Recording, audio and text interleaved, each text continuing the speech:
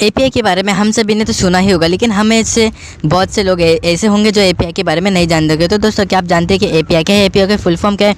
इसको हम application programming interface भी कह सकते हैं। अगर आप कंप्यूटर साइंस में इंटरेस्ट रखते हो तो आपको एपीआई के बारे में भी ज़रूर जानना चाहिए। ये एक ऐसा सॉफ्टवेयर कोड है जो कि डिफरेंट सॉफ्टवेयर प्रोग्राम को आपस में कम्युनिकेट करने में हेल्प करता है।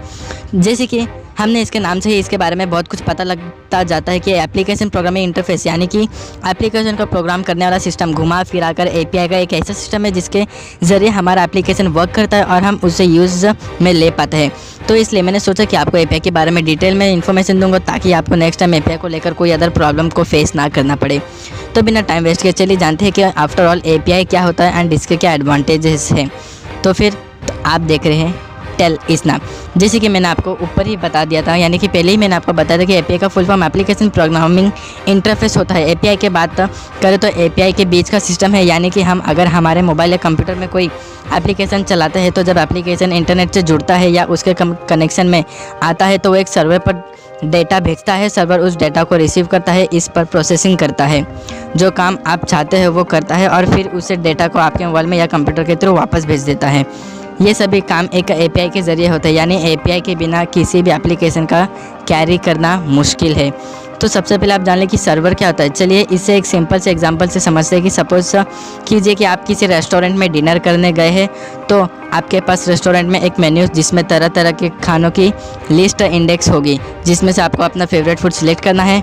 ऐसे में मान लीजिए आपने एक पिज़्ज़ा ऑर्डर किया तो एक वेटर आएगा, वो रसोई घर यानी कि किचन में जाएगा और जो रसोई घर में काम कर रहे वर्कर्स हैं पिज़्ज़ा बनाएंगे तो वो वेटर दोबारा आएगा और आपको पिज़्ज़ा आपको दे देगा।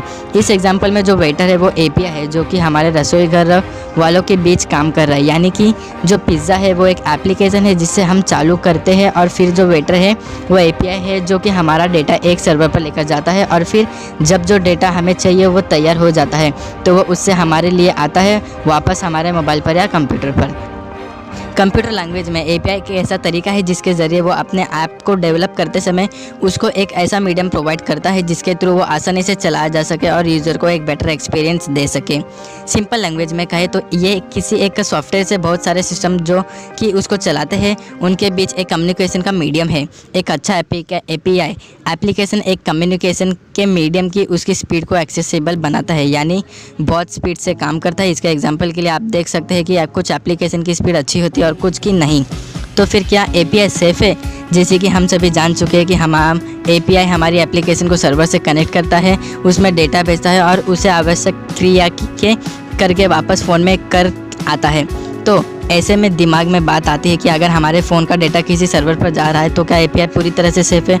तो मैं आपको इसी के बारे में भी बता देता हूँ। एक्चुअली जो एपीआई होता है जब हम इसे संकेत देते हैं, यानी कि हम जो काम अपने एप्लीकेशन से करवाना चाह रहे हैं तो वो वही इन्फॉर्मेशन भेजेगा। जैसे कि अगर हम फेसबुक पर कोई फ़ोटो अपलोड कर रहे हैं तो वो फ़ोटो अपलोड रिलेटेड इन्फॉर्मेशन ही भेजेगा, जिससे कि फेसबुक को फिर आपकी फ़ोटो को अपलोड कर पाएगा।